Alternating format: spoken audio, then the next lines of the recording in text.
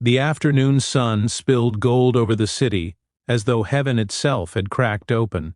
But inside the luxury restaurant perched on the 42nd floor, a storm was gathering in the heart of a woman who seemingly had everything. Marissa Crane, one of the wealthiest entrepreneurs in the country, had taken her quiet 12-year-old son Aiden out for a private lunch, an attempt to fix what fortune and success had silently broken. She had money, power, and recognition, but lately she could feel her son slipping from her, far quieter than a child should be, and far older than his age allowed. As she sat across from him, rehearsing yet another apology she wasn't sure how to say, her gaze drifted, then froze, on a scene at the far corner of the restaurant that sliced straight through her polished world. If you believe in kindness, humanity, and second chances, please like, comment, share, and subscribe to Everyday Tales. Your support helps us bring real, moving stories to life. At a small table meant for two, a man with tired eyes and a worn shirt was trying desperately to make his little daughter laugh. He failed over and over. She stared at the untouched plate of fries in front of her, her chin trembling, her tiny hands clenching her dress. The man, whose name she would soon learn was Jonah, kept touching her shoulder gently, whispering words of comfort that were too soft to hear.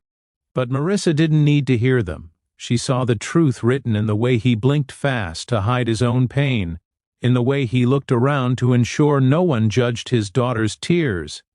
His wallet, she noticed when he reached for it, was practically empty. His hands shook. The waiter leaned in, whispering something. Jonah nodded quickly, relief and embarrassment fusing into one expression. He had just canceled the order he could not afford. Something snapped open inside Marissa. Maybe it was because she too had struggled once, long before success erased the memory. Maybe it was because Aiden had been. Watching him too, his young eyes soft with concern. Or maybe it was because she saw herself in that little girl, lost, scared, and trying to hold on. Whatever it was, the moment wrapped around her heart and refused to let go. She put down her napkin and stood. Her heels clicked across the marble floor, each step stronger than the last. She didn't ask herself why she was walking toward a stranger. She only knew she couldn't sit and watch a child hurt.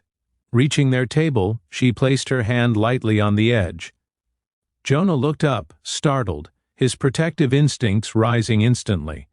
His daughter wiped her eyes quickly, embarrassed to be seen crying. Marissa simply smiled, though her voice trembled slightly. She told the little girl, whose name turned out to be Tessa, that the restaurant made the best strawberry ice cream in the city, and that she would love to treat her to one if it was okay with her father. When Tessa's eyes widened with a mixture of hope and fear, Marissa saw the silent battle inside her. A child who already knew too much about sacrifice. A child trying to be good so her father wouldn't struggle more. Then suddenly, Tessa nodded shyly. Jonah opened his mouth to refuse. She could see it, but something in his daughter's fragile smile made him swallow his pride. He thanked Marissa with a voice rough from fighting too many battles alone. She didn't return to her table. Instead, she invited them to join her and Aiden. Jonah resisted until Aiden, who rarely spoke to strangers, offered Tessa his seat and told her softly that the view looked even cooler from there. That broke the last barrier. When they sat together, the energy changed. The sunlight brightened. The city looked softer through the glass.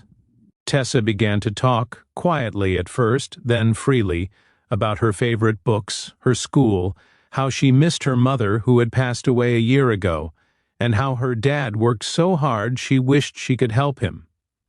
Jonah tried to stop her, but Marissa gently shook her head. Let her talk, her eyes seemed to say. The child needed this. As she listened, Marissa felt something melt inside her chest. She remembered long nights when she'd worked until dawn, telling herself she was building a future for Aiden, not realizing he needed her presence more than her empire. He sat next to her now, shoulders relaxed for the first time in months as he watched Tessa draw a little sun on her napkin. when he leaned toward Marissa and whispered, "She's really nice." Marissa knew this moment wasn't just about kindness.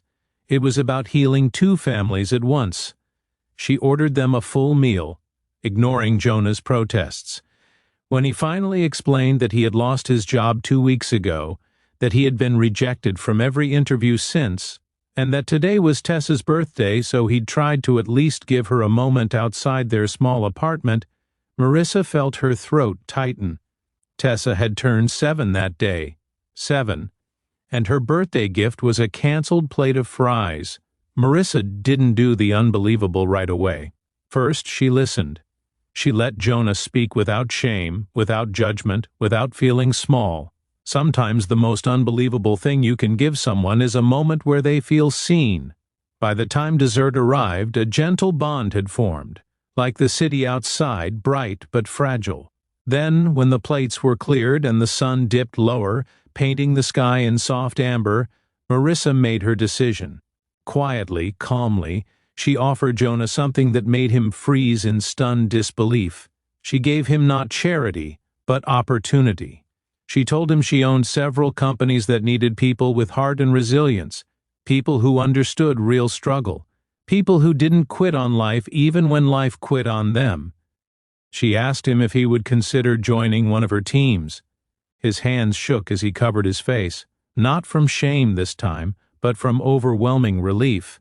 Aiden watched his mother with new eyes. He reached for her hand under the table, and she squeezed his fingers.